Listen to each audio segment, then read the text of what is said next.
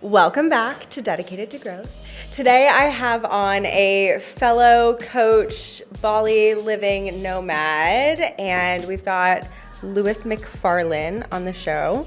I'm very excited for today's conversation because I am going to learn a lot about Lewis along with you guys.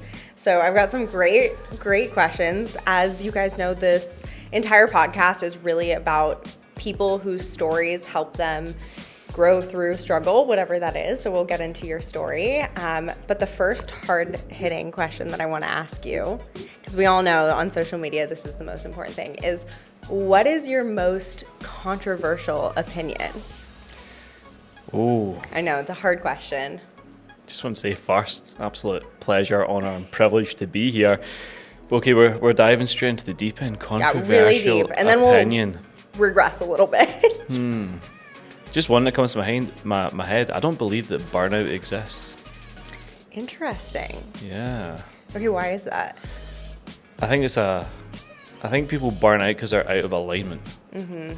And they're doing a pile of all the wrong things rather than actually doing the right things. You know, so it's like they're identifying as this hard-working, high-performing person, yet they're not acting like it.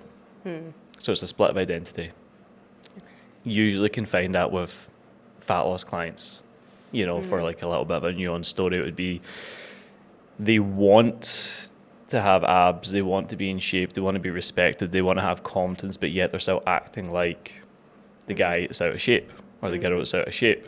They've not actually mixed the gap or bridged the gap, I should say. They've got like 50 2-meter ropes rather than 100-meter rope that's actually going to allow them to cross the chasm to get there. And it's almost the same for burnout as well, because anyone that says they're burnt out, I've actually been burnt out. I know how that feels, right? But anyone who says they're burnt out, they're usually just out of alignment because they're not focused on like the core four, which is like health, wealth, love, happiness. They've not got them on point. Either one is taking more of their effort or energy, and the rest are just almost like looked over more than anything else. So it's about that balance game. Right. They're not pouring into the right thing, so they're feeling really drained in every aspect. Yeah. And all the time, and it's like death by 100 tiny cuts. Right. It doesn't just happen overnight. You behave your way to being burnt out. For sure. Yeah, I think I don't necessarily know I think you're right. I don't think burnout is necessarily an excuse not to do. I think people will use that as an excuse, but it is usually because they're focusing too much on the wrong things, which is maybe comparing where they're not to where they want to be, or focusing too much on the output instead of recognizing, like, am I actually working smarter or am I working harder? Yeah. There's sure. Like, you ever seen the Dunning-Kruger effect? Oh, yeah. It's a classic graph that goes big, spike of uninformed optimism, buzzing to change, going to change everything, going to become the man, become the girl, make the money, live the life. They reach this peak point after a couple of weeks, and it's like things are moving, but they've not fully like caught up with the identity of what they're now living with. And then they crash down and they realize into like the valley of the spirit. It's like, this is actually going to be really fucking hard to go all the way to the other side. For sure. And then it's like a slow, gradual curve for a while, and then it will start spiking up and it will hockey stick eventually. But people get caught down there. Yeah. And live down there for way too long. Yeah. And it's like, it's a nice hole you've dug, bro, but let's get the fuck out of it and start moving. Yeah. I mean, that's like the entire point of like what we do with lifestyle coaching as well, is helping people not make those huge dramatic swings in their life that are so tempting and sexy to want to change everything all at once and go all in. But we all know that doesn't generally work. Like it's the same thing if you're addicted to social media consumption, alcohol, smoking, things, whatever it might be. If you try to go too far to the other side, you're generally going to find yourself with a different type of coping mechanism really quickly. 100%. And I like leapfrogged from coping mechanism to coping mechanism for like 10 years. Okay, well, tell me about that, because that gets into the story, like the why. I mean, every person, but especially people who get into the coaching industry, usually have a big why. Like, what pushed you there to wanting to help other people? Well, like, if you take it right back to the start, it was like low confidence, comparison, skinny fat physique, tired of being the kind of almost guy, the maybe guy. Always like, I always self-sabotaged. Like, I would always go into things like, well, if I pull it off, it's all cool, but if I fail, I've got an excuse. I had a justification for everything. So let's say it would be like with studies, for example, in school. I was actually told I was the worst pupil Oh my God. in my grade. Like, I was on a list with like 5 others, and I was like, how am I in this category with these people? These are like delinquents. I thought I was okay. Maybe just a bit of a class clown or something, but, you know, with maybe, you know, smoking weed or something, for example. You kind of study a wee bit, but you're smoking weed all the time. So if you fail the exam, it's like, well, I was smoking weed. I was high when I done it. Of course I didn't pass. But if I passed it, I'd be like, I passed an exam high. I'm a cool guy, you know? Yeah, yeah. And that was something that kind of lived inside me for a long time. You know, I had to go through a lot of identity shift a lot of gears, you know? Invest a lot of money into like finding the right people to teach me how to get out of that as well. But that was definitely a big thing. You know, like I think I was about 21. I hit my first 6 figures, but I done it high. So I didn't really, and like we always have money mindset issues and all these kind of problems and weird things like, do I deserve this? But like I never felt like I deserved to actually win. So it was probably a low self-worth issue. So there was always a vice to suppress the emotion and something to blame, something to excuse myself from taking full action or full responsibility. And that kind of just stayed ever present for years and years and years, you know, and it led me down into some pretty dark places, I would say, like very close calls situations, which could have massively been avoided, but it was just based upon my daily behaviors, my daily thoughts, my daily actions, and all those things, I would say. And do you feel like fitness was kind of part of the catalyst to get, because it is for a lot of us, to get out of those like really bad negative coping mechanisms, I would say, or excuses for yourself? So for me, I was like, I've always been in like, since that kind of fuck this moment when I was younger, when I decided to change my body. You know, when was that? Like what age? Probably about 16. Okay. You know, I asked my brother, I was like, he's always been training. He's like 5 years older than me. I was like, dude, I need a workout program. And he wrote me down a workout program on like the back of a waiter's notepad, like a check pad. Bench press, push-ups. And we had the York weight set in the bedroom, the pull-up bar. And I just disappeared for like 3 months and just done Ghost mode. Done it, locked in. Locked in. For like 3 months, you know, bought some whey protein, stopped eating sweets, stopped drinking fizzy juice, started eating fruit and more and just started like making some subtle changes. But I went all in. Started buying like the Arnold Schwarzenegger Encyclopedia of Bodybuilding, Greg Plitt, bodybuilding.com membership, uploading my progress. The bodybuilding.com membership, we all had it. Went all in, and in 3 months, I went from like, as much as a 16-year-old can be a hero, like 0 to hero. Yeah. Like I've really done a big level up, went back into school that following You're like, season. I'm the man. Yeah, I was like wearing tighter clothes, my arms were filling out, like they were probably like still tiny arms, but had a bit of confidence, had a bit of vascularity, started getting a bit more attention. Yeah. You know, as you always do when you go for a level up, you just carry yourself differently. You do. You know, you posture yourself differently, you're a bit more calm, a bit more at peace. You kind of like back yourself. But the fitness, I wouldn't say fitness was like the big change for me. I've always like, since then, I've always just stayed fit. It's the mindset for me. Mindset is everything. Mindset is absolutely fucking everything, because even though I've done bodybuilding shows, triathlons, ultramarathons, marathons, I've done it all with like a lot of vices. Yeah. Done it all with a lot of baggage and a lot of like things to unpack. But that's the pursuit of being better. It's like still moving forward, even if you have little chinks in your armor. For sure. I mean, who doesn't have some chinks in their armor? I also think, and this might be a controversial opinion, that at the beginning of your fitness journey, I do think, because I'm all about balance and building a lifestyle and the habits that can carry you forward for a healthy, fit life for the rest of your life. But I do think at the beginning of your fitness journey, going all in on that, like making that kind of your whole persona and who you are and your purpose is important for your mindset, because it shows you that you can be that disciplined, confident person that follows through on your fucking word. Now, I don't think you can carry that same level of intensity of like always doing marathons or 50-mile races, 100-mile races forever, because it's not sustainable. But at the beginning, you do kind of have something to prove to yourself. Massively. Like, you can't have the green without the red. Yeah.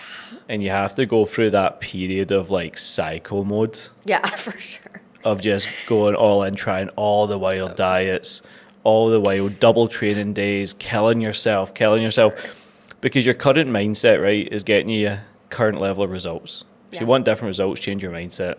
You know, because how you're thinking, how you're behaving, how you're acting is not getting you what you want. Yeah. So you do sometimes need to like shock and awe. Yeah. And fucking shake the crumbs off the blanket and absolutely send it to the point that it's like it's actually cooking you. You know. For sure. Think about how many mad diets you've done. Oh my God. That took you to like. No, I'm embarrassing. I've done embarrassing things. Like celery and fucking Rivita diet or some shit. Do you remember, were Walden Farm syrups ever in Scotland? I used to order them. Okay, so. Because YouTube blogs. The 0-calorie syrups, I would put that on lettuce. I'm not fucking with you. Like 0-calorie pancake syrup on lettuce and convince myself that I was having dessert. I would eat 2 Quest bars a day. Those have 20 grams of corn-soluble fiber per bar. Like, my stomach and bits fucking hated me. Yeah, taking all these like so bad emulsifiers and all sorts of the detox bullshit. Teas. I once bought I worked at GNC when I was 17. Classic. So that was like before I became a personal trainer. I worked at GNC. Actually, 17, I think.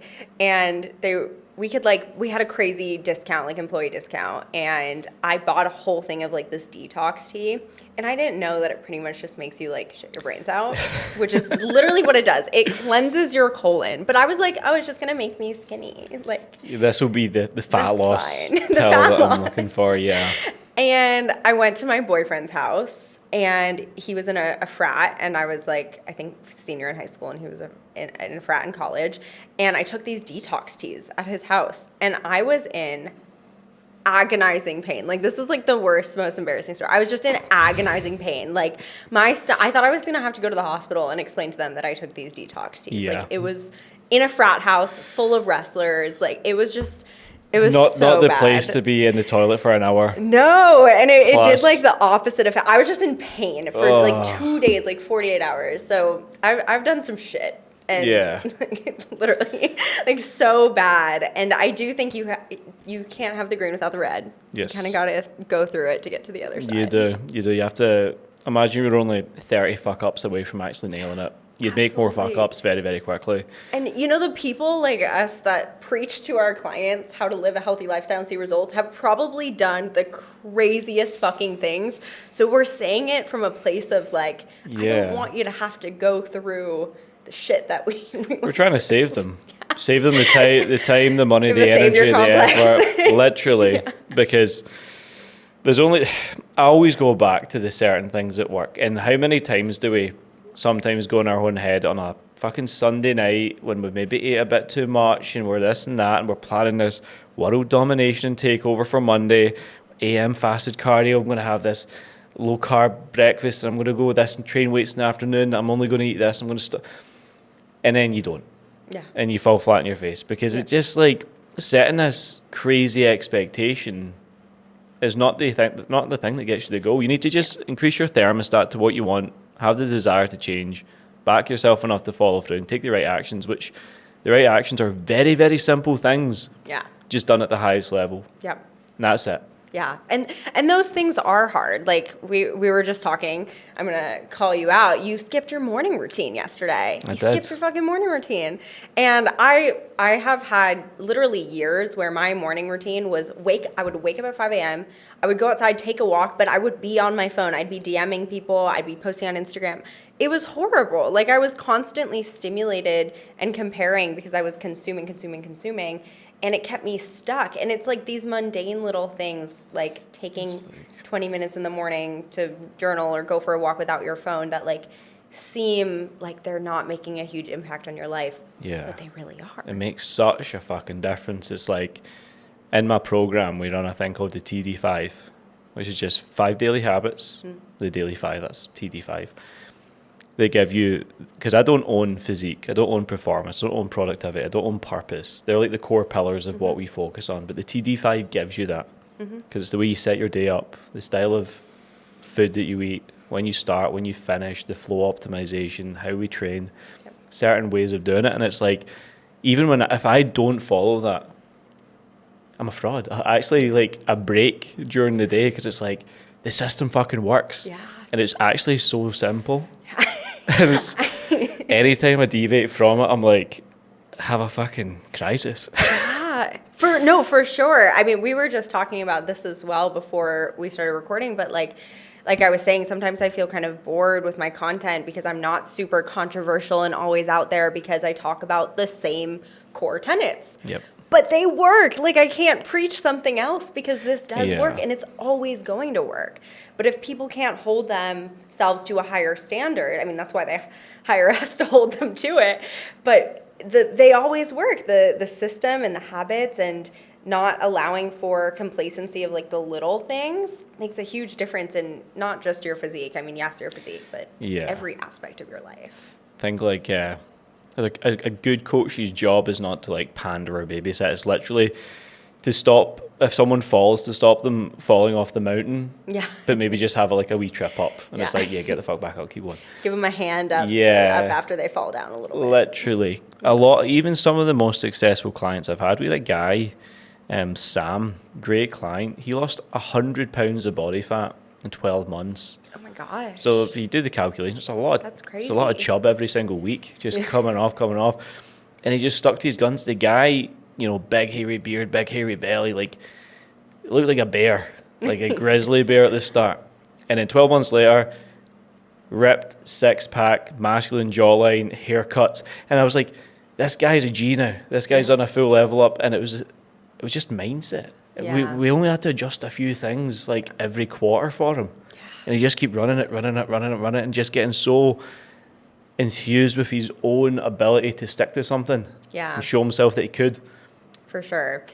And I think people, like, a lot of the time when coaches talk about mindset, people are like, oh, it's just woo-woo. Like, it's so easy. You shift your mind, you do a little journaling, you manifest your dream body. But that's not really what we're talking about with mindset. It's a shift in, like, what you believe you're capable of achieving. That's really what it is. And like, I think we've all had times where we've fallen into a slump, or like spent too much time consuming or comparing, where like your mindset goes to shit. You feel terrible about yourself, so you don't stick to those daily non-negotiables. That's what we're talking about when it comes to mindset. Not well, I guess that actually is a good question. Do you believe in manifestation? And Fuck yeah. Yeah. 100%. And how do you think that applies, I guess, to someone out there who might just be like, oh, that's woo-woo bullshit? I think the biggest limiting belief is the fact that people think they have limiting beliefs, right? So you got to make assumptions over your life. You got to assume that the job's already done, because see, if you have no tangible belief in thinking you can be better, if you can't have the abs, if you can't get the ghetto, if you can't make the money, if you can't, you're just telling yourself in your subconscious mind that you can't. You don't have, or especially if you say, I want this, I need this. What happens when you want or need something? It runs away. It's like the little needy guy chasing the chick. She's like, no, you're being weird. That's what the world does. It's like people are so focused on the outside in rather than the inside out. Sort your internal state, the way you speak to yourself, the way you think. Be willing to course correct if you make a mistake here. Think on it. Act on it, course correct it. Because if you keep making the same bad decisions, it's yourself to blame. Yeah. And you can change it just with, again, your thoughts, beliefs, actions, behaviours. Those are the 4 things. I think it's Bob Proctor that says that all the time. And he's a G. He's like the G of self-development. But it's very, very simple. And it's like, if you can assume the dream state of your life and act like you're there now, then again, similar to the behaviour thing, you just behave your way into that. Yeah. And it's just daily actions, and you will fall off sometimes. You will make some mistakes. You will be pissed off if you're not there tomorrow. But stay the fucking course. Yeah, and that's where like I think a lot of people who say, because I used to be very like, oh, it's just manifestation, that's like some spiritual bullshit, I don't understand it. But then I started really thinking about how it applies to my own life, and I really recognized like I had a lot of like scarcity issues and like money mindset stuff at the beginning of my entrepreneur journey just because of my family life. And I started recognizing when I wouldn't spend money. That was the thing. Like I just was really like, I wouldn't spend money on myself, and I wouldn't like indulge in things financially because I had so much scarcity. I always had a mindset of like, I need to take care of myself. I need to provide for myself. I need to provide security. And I thought finances was the only way to do that. Yep. And I also dated a really broke man, which at the time like didn't help with like not reinforcing that thought. Like in my head, I was always like, I'm gonna buy a house by myself. I'm gonna like have a family. For some reason, I was like, by myself. Yeah, you know, like I don't know why that was like just what I believed. But I started recognizing when I did spend money, like I started testing it a little bit, right? Because I realized whenever I spent money on like courses or mentors or programs, it came back tenfold every time. Every time. And then I started testing it out. Like if I'm walking down the street and I see like a ring that I like, I'm like, okay, I'm just going to buy it for myself. And it always comes back. So I was proving to myself that manifestation does work.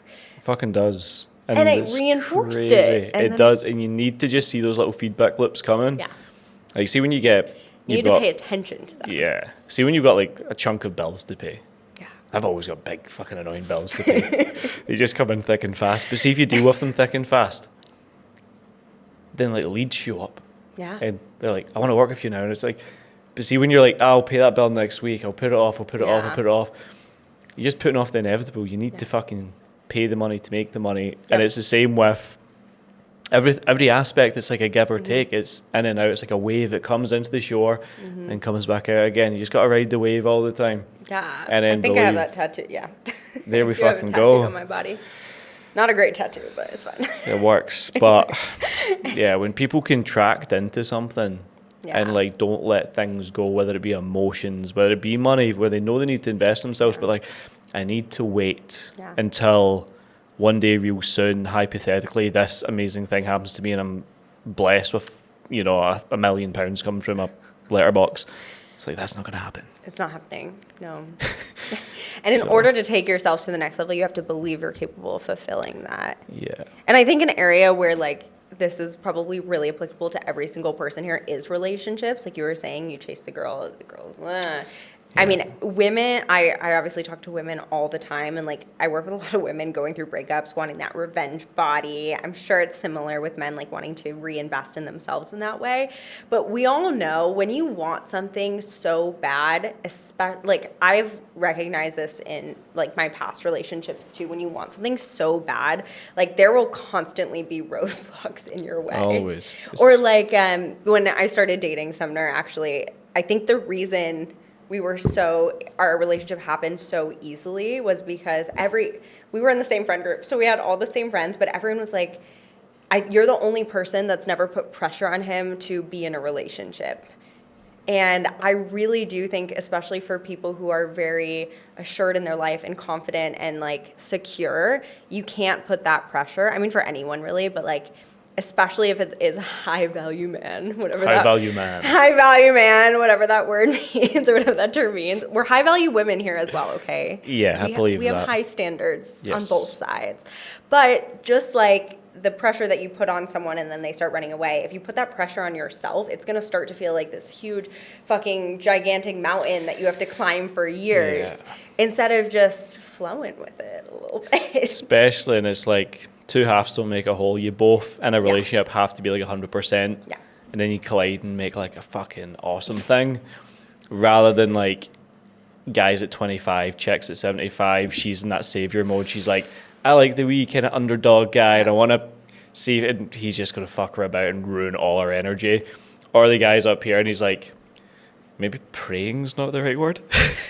But like almost like using whatever seductive traits he has to almost like lead her along. Yeah, for sure. And he doesn't give a fuck because he's sorted in his own path, but just is doing what he needs to do. Yeah. I think there's always a mismatch, for you know. Sure. when you're And both sweet, it's good. relationships are so interesting because I mean I have like a sordid relationship history before my now relationship, of course, and I haven't been in a relationship for a million years like you have. How long has it been? 8 years. 8 years? Yeah. It's a long time to commit to someone. She got on the bus when I was still in the oven as well. Yeah. I wasn't even fully baked yet. But that means you've become so many different versions Yeah. of yourself in a relationship, which is kind of cool because like when we're talking about marriage and like the next steps in our life and our relationship, like we know we're gonna that's what you're signing up for if you're committing to 100%. someone for the long haul. But what I was gonna say is I really did need to become I wouldn't say that ultimately the best version of myself because I still think I'm getting there. Like I won't say I'm perfect or our relationship is perfect because no one's is, but we came to a place where I knew exactly what I wanted going into it, and I was going to hold that standard, which I never had before. I was just like, oh, it's a hot guy, and we're having fun, whatever, like, let's date. But I held a really different standard, and then dating someone who also holds a high standard for themselves, Yeah. you have to, like, continue to level that up repeatedly. I gotta ask you, right? Because you're a chick. Okay. I do have those qualifications. Right. So a lot of women want the 6-foot guy, jacked, making money, outgoing, ambitious, provider. List goes on. But they also want a little cuddly at the house as well, and like a, stay, we'll make some pizza, we'll have the cookies. What one, like, do you really value the most? Okay, so I have the perfect man because Sumner is both. Like, he is a fucking manly dude, makes good money, has his shit going on, but he loves to be the little spoon and eat pizza and drink beers. So I think the thing with Sumner is that he's such an extremist in terms of exercise, hardworking, focus. He is very in his masculine in 90% of his life. Yeah. When it's just us and he can have that, like, softer side, and like he's talked about all this stuff publicly, so I'm not exposing him, but like he grew up in an environment that was like, I mean, he is in a great family, but his dad was really hard on him, and he had always something had to prove, and Sumner talks about this a lot, but he has this chip on his shoulder, which is why he can work so hard. So like I'm getting better at this because I've always been very in my masculine. Always. I also dated men who were And they're feminine, probably. very in their feminine, like to an extreme side where I was Yeah. like the mommy figure. And so I think in a perfect relationship, you kind of do have both. Like the majority of the time, he's probably more in that very masculine. But like I think the woman's role, like in I guess our conventional, just in our relationship, is to be able to provide that space for him to be kind of in the softer role. Yeah, I always think like in a relationship, especially if that's what the guy's inclined to be like, more outgoing, driven, focused, a woman should like allow him to come back home and just and chill that wee bit. And again, as well, for like the female, it's like the guy should be pushing you to be the best version of you as well. Yeah. Sumner's got high standards. So he should. Yeah, no, he does, and he should. And I would say he has higher standards than I do because Sumner's really hard on himself. And, like, you can see that in his output. Like, he posts, like, fucking hour-long YouTube videos every day. I'm like, you're crazy. Like, his discipline and drive, like, I've never met anyone else like that. And it's definitely, like, one of the things that really attracted me to him. But he definitely has very high standards for the people in his life, and that's something I really like value with him because I am a retiring people pleaser. I used to make a lot of excuses for my partners, like I am a serial monogamist too. I was in a 5-year relationship and then a 4-year relationship, and now we're almost at 3 years next How month. old are you? I'm 27. So I was in a relationship from 15 to 20, and then 21 to 20, almost 25 or 25, and then Sumner since then. All right, cool. Yeah, so crazy. But like I've literally I happen to like date, and I'm a lover girl. I fall in love, and I've never had trouble getting a boyfriend. Yeah. So here we are. There you go. But I've never had a partner who does hold me to as high of standards as he does. But that's what everyone should lead against, because like, as I said, two halves don't make a whole. See, when you're both like growing to be 100% of both your own individual best, that's 200%, baby. Yeah, it's amazing. That's awesome. It is. You want to optimize for that, It you'll is. both grow. Like Amy works a lot inside my business as well, helps me with a lot of bits That and is bobs. incredible, by the way. She's just very low key, like a ninja. Oh yeah. Just like doing wee things that like, oh, I'd be on my back, bellies up, trying to do. Yeah. And she's just fixing, planning, strategizing, and I'm like, this is so good. Yeah, you play to each other's strong suits. Yeah, Which yeah. is super important. I think it never used to be the case. You know, being with her for 8 years, we've been through so many evolutions. You Sure. know, and the one thing I've respected about her, she's actually like installed what women value in a guy into me, because I was probably the more kind of passive, like, Yep. chill, lean out. She made me lean in. Yeah. You know, Take control. and that's leveled me up significantly with health, physique, finances, leadership. Everything is just grown because there's a deeper purpose now. There's a reason to why, because we've strategized, we plan, we know what we want down the line and in the future, and it's like, fuck, that's a North Star. Yeah. That actually makes sense. Yeah. Let's go all fucking in. Yeah. You know? For sure. And What I a think difference. someone like I mean I know Amy a little bit better than I knew before this episode, but from what I can tell about her, she's extremely emotionally intelligent, and so I'm sure she can see those like deficits that were kind of holding you back, was that you were too like you were just letting life happen to you instead of like taking control of it. And I think the issues that Sumner and I had at the beginning of a relationship, which I don't know, every relationship's so unique, but I was very much the opposite. I was very much the take control, don't let anyone I never wanted to feel controlled. I think subconsciously this was like a big fear for me. And once I leaned into allowing him to do that, I think we both flourished so much in our relationship. So as for a woman out there, I think you do have to there's a give and take. Like, I still am in control in my business, and I take that more masculine role there. But in our relationship, I really try not to. You got to submit. You do. And then... A little, not in every way. Not in every way, never. But you gotta, in the roles that feel good in your relationship. Yeah, hold your moral standards for yourself, and don't just be like, just roll over for anything. But because I think in life, like, you need to have that blend of the masculine and feminine all the time, even if you are a man or a woman. Be able to kind of like drift in between both, because it keeps you healthy. It does actually keep you very, very healthy. If you're too much on one side, you're out of balance. Yeah, absolutely. And I think that's really the biggest thing our relationship has taught me, is that I was so out of balance there. And I think I could have kept going on that path of just like pushing. And I guess moving to Bali too has slowed me down a lot. Tends to do that. Bali definitely does that. Just the island life and getting more sun too. Like, you're kind of sleepier. Like, it can be easy to be not like lazy, but like allow yourself to rest more than I used to. Like, I definitely have a better work-life balance here. But do you feel like you have a good work-life balance working with? I mean, I can't imagine working with my partner because I've never done that. We're in separate rooms. Okay, that helps. It's not like the war room when we're like doing all this stuff. I'm like, there's no way we're not arguing if we work together in the same business. Amy has her tasks, and they can be done anytime, any place, anywhere. Right. It's not comms, it's very admin based. Okay. You know, so dealing with that stuff. And I'll just lock myself in a dark room and speak for hours a day by the sounds of it.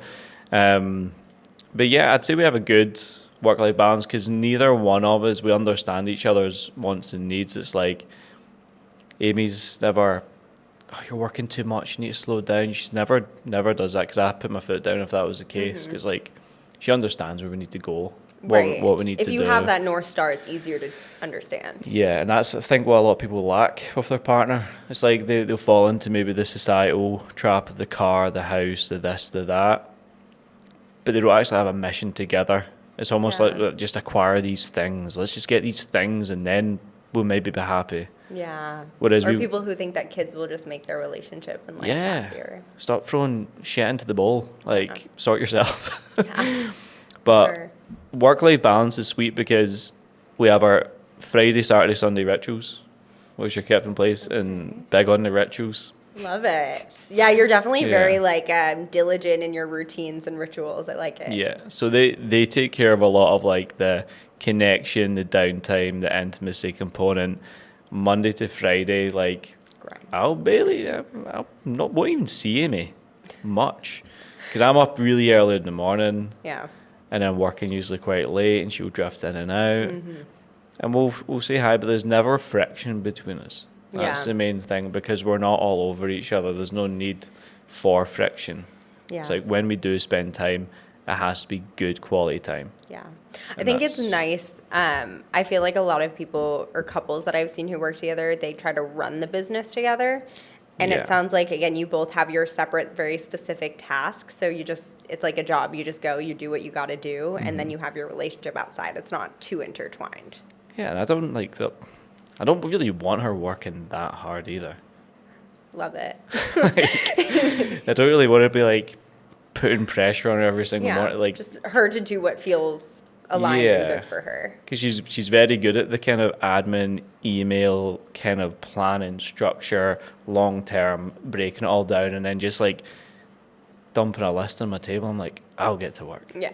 I like that because Yeah. I can just take the action, but she can do the planning really well. Yeah. And It that's sounds like fine. you guys have a very good high level of like communication of like knowing Yeah. what your strong suits are and how they play into each other, which is great. Yeah, do like a kind of end of day debrief on the bed, Bet. just hash a few things out.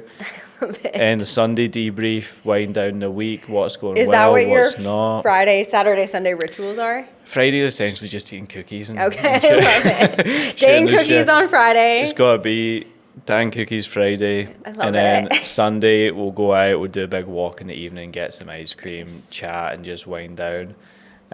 Saturday we'll cute. usually connect with other people, other friends, relationships, couples, whatever it might be. So we're always like in and out of being with other people or ourselves or in the business or whatever. I don't train with her, not even the same gym. Yeah. She's not been in the back of the scooter in like a week. Really? Yeah. Yeah, I think, we work very separately. Like, we're in separate areas of the house, too. But I do think we we always have dinner together every night. Like, that's the one thing. good rule to Usually have. Saturday date night, one of the nights. And then we walk our dog together. There you go. That's Pretty much perfect. It works great. And You it's- need that separation when you both work from home, for sure. Yeah, and like success is simplicity. Yeah. If you can fall in love with the good old fashioned values of work, dog, nice dinner, date night, keep this alive, work on this, we're going to plan this wee trip, keep a bit of nuance in it, then you're not always having to like please each other with gifts or Yeah. make up for something that you For missed. sure. it's like you're just always having a good time. Yeah, your relationship has to be fun. Like, I think my last relationship was really it was very toxic. So it was all those like really dramatic, passionate highs and lows, fighting, like just all the like Yeah. crazy parts of a relationship that like don't provide any stability. And so I think, and I witnessed a lot of that growing up as well. So now that I'm in a very stable relationship with a very stable person, I've realized exactly that. The simplicity of just like being enjoying each other, having Yeah. fun, being kids. Like, we went through a phase of playing football on the beach every single night for like 6 months at a time. Like, we just throw football That's back and epic. forth. Like, so fun. And just like those wholesome activities, like, Yeah. can bring so much joy into your relationship for sure. I love that. I want to know your definition. I have no idea what time it is, but I'll check that. But I want to know your definition of a high value man, because I was like stalking your coaching a little bit. I know you do, again, kind of habit based fitness lifestyle, but like what is a high value man to Lewis McFarland's coaching? I think a high value man is someone who's capable, right? Not just in business or in fitness, but across the board, every single aspect. If they've touched elements of success in certain areas, a high value man has all bases covered.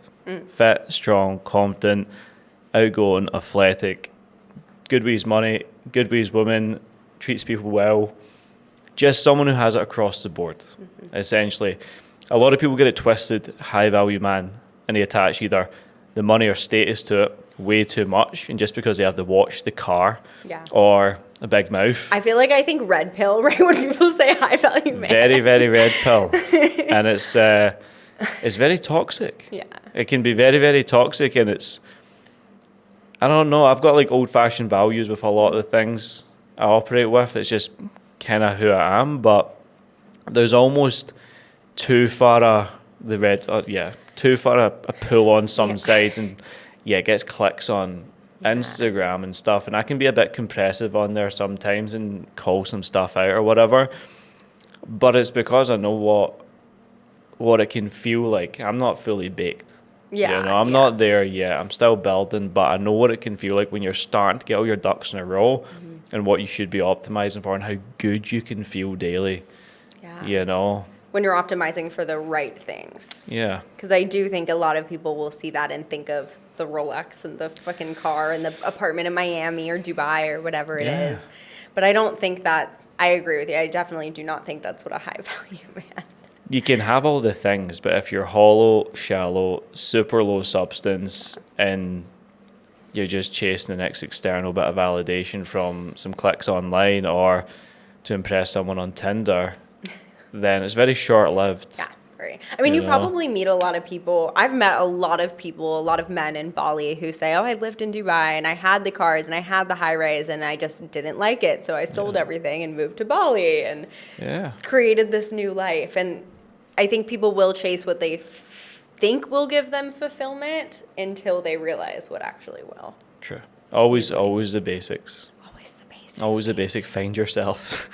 I know. Me and Amy were in Dubai before we came here. I remember you saying that. That's what I thought was going to be the thing. It was like we're moving to Dubai. We're going. You thought that. Interesting. Yeah. And she was like, I want to go to Bali, like at least for a little trip. And I was like, nah, we got to stay in Dubai. It's going to be great for this. And I had 100. The image. I had 100 reasons as to why that was the place. Got there, enjoyed it. Would I live there? Maybe not. Yeah. Like a place there to go in and out of. That is a cool place, but I don't see myself living there. It's very disconnected from all the things that I truly appreciate in this life. Yeah, I've never been to Dubai, but I don't anticipate I would like it for more than a vacation, honestly. I definitely really love to be outside, and I love nature, and I feel like there's too much of a lack of that. But I'm also just not a really big city person, so I don't know if I like that. But what pulled you to stay in Bali? And you guys aren't going to stay long term, right? You said it's not a forever thing. Yeah. But it's definitely a while. A while. Never really. We don't have like the next big like location to sort out. But Bali's great right now. A lot going for it. A lot of cool people. Yeah. Built an amazing network here. The lifestyle is so good here. Like we are so privileged to make money out of Indonesia and then be able to live to the quality of life that we have here, like 100%. In such a good position to be able to do that. So sick. I know, I feel very, very lucky. And I mean, it's really cool that how much we can, like there's definitely a big discrepancy between the locals and expats, of course, but we can really give back. Like we're in such a good position to be able to give back here, which feels really good too. Yeah, I love all the Balinese guys. They're so funny, so sweet. Amazing, people always say this, but it's so true. Like the smiles, like the people's smiles here, they've just got the best fucking smiles. They're always glowing. And they've got the hardest work ethic. Yeah. Oh my gosh. Yeah. Always working, never tired. Dude, they always have a smile on their face. I don't think I've ever had bad customer service in Bali. No. I can't remember a time, and I've been here over a year now, and everyone is so fucking nice. But I wanted to ask you one more question before we finish up. I know this is super long, but if someone was to come to you and say, I want to be a high value man, I want to change my life, what are the first, I always ask something of this sort, but what are the first 3 things that you would recommend that they do or change right now? Got to change the paradigm, how they look at themselves, look at their health, look at their life. It's so hard to do. How do you do that? How do you do that? I'm very mindset with my coaching. Like it's actually disgusting. This was actually too much. But it's all about getting their frequency right, getting their assumptions right. letting them see themselves through a different lens. And that's like a lot of my coaching's very deep one-to-one, long calls, long calls diving into some shit. You know, so we change their paradigm, their lens, and how they look through life. We establish what exact path they need to be walking so they're clear. Because the biggest thing that guys need is to stop being their own biggest limiting factor. They need to remove the glass ceiling from their bullshit thoughts, their current actions. They need to expand into a space that now feels good for them to run with. And then I would definitely be looking to just get them removing anything that doesn't serve them anymore. Like go through a proper iteration phase of just good thing, bad thing, good thing, bad thing. Just how many fucking bad things are in your life? What vices? Is it drugs, porn, weed, alcohol, overspending, underspending, non-invest, whatever it is? Let's identify all of these fucking things. Let's just work through them periodically until you're free. You know, because we anchor ourselves down way too much. And success loves speed, but you can't go fast without subtraction. So you got to remove all the bullshit, focus on the good shit. Vices. Get it running. Yeah, I feel that. I'd say so. I love it. I love it. This was so good. Okay, That was I fun. don't want you guys to have to sit here for over an hour, but plug yourself, your Instagram. Lewis McFarlane Coaching on Instagram. And you have a YouTube podcast? Yeah. Let's get to 1,000 subs off the back of this. Okay, yes, go Let me- sub. I'm going to put everything linked below as well, but this was amazing. No. Thank you so much. Absolute legend for And having me on. Thank you. maybe next time we got to have you and Amy on with Sumner. That would be so A fun. 4-way pod. But the girls against guys, I can put together questions. We can do a little That could be fun. debates. That would be so fun. All right, we're logging off. Boom. Woo!